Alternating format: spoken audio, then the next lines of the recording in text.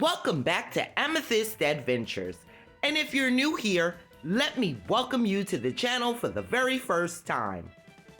All of the supplies I'm using today I purchased at Dollar Tree. So I'm starting off with a wreath form which I've painted white. Then I'm coming in with this bead chain and I'm going to use this as my hanger by attaching it to the back of my wreath with hot glue. Then I'm coming in with a multitude of off-white pumpkins and I'm going to fill in the wreath. It looked a little sparse to me, so I came in on the back with some faux leather leaves, and then I added some of the wood roses and some vase filler to fill in the gaps. And there we have it, wreath number 1 completed. I hope you enjoyed this one. Let me know what you think in those comments.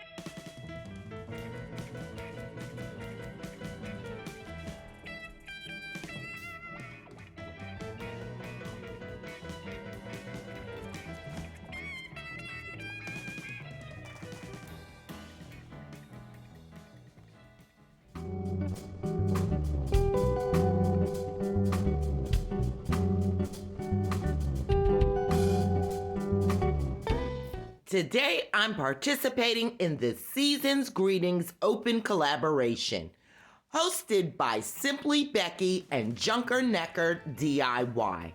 Links to both of their channels as well as the playlist will be in my description box below. So let's move on to DIY number 2.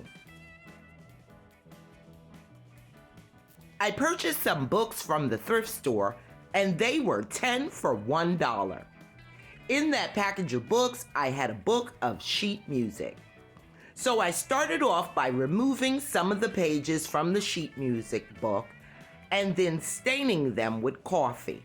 I allowed them to sit in the coffee until they took up some of the color, and then I placed them in the sun to dry. Using a poster board from the Dollar Tree, I cut out my wreath shape, and then I came in with different size circles and traced them onto my sheet music paper and then cut out the circles. Next, I'm going to cut a spiral into each of the circles I made with the sheet music. Once the spiral is completed, and those spirals are, I would say, is about a 1/4 inch spiral. Then I began rolling the paper in my fingers. And I found this technique online. It's called quilling. And it came out absolutely beautiful.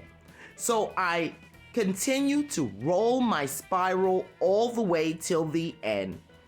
And you'll notice as you roll your spiral, it will loosen, start off very tight, holding the paper very tightly, and then it will start to loosen as you get toward the end. Your rolled spiral and sit it down, and it will unravel just a bit, as you can see right here. Then I turn it upside down and secure the spiral to the tail end, and there we have our rose. So I made about 100 of them to cover my wreath form. And then I decoupaged some of the sheet music pages onto my wreath because I didn't like that white background.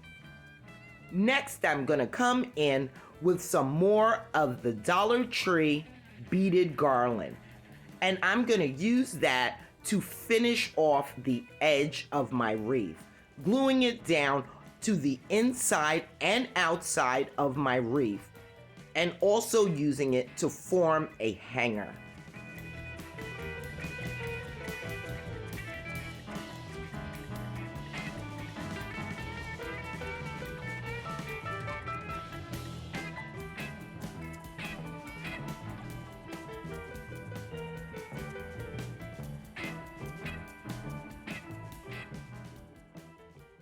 Once that is finished and dried, my roses appear a little pale. So I come back in with a little folk art antique wax, watered down, and I use that to stain the edges of each one of my roses and allow them to dry thoroughly.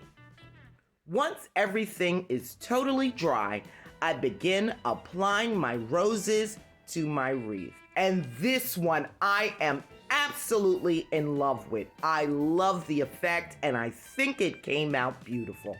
Let me know what you think in those comments. And there we have it. Wreath number 2 completed. I hope you enjoyed both my wreath projects that I've shown you today, and I hope they give you inspiration to DIY your own wreath at home. Thank you so much for watching, and thank you to our beautiful hosts, Simply Becky DIY and Junkernecker DIY, for putting on this great collab. Now, if you liked today's video, please be sure to give it a big thumbs up. It helps out so much. And consider joining the Amethyst Adventures family. It's free, it's quick, and honey, it's easy. Just go ahead and click on that red subscribe button and hit that notification bell so that you will know when I upload a brand new video. Thank you again for watching, and until next time.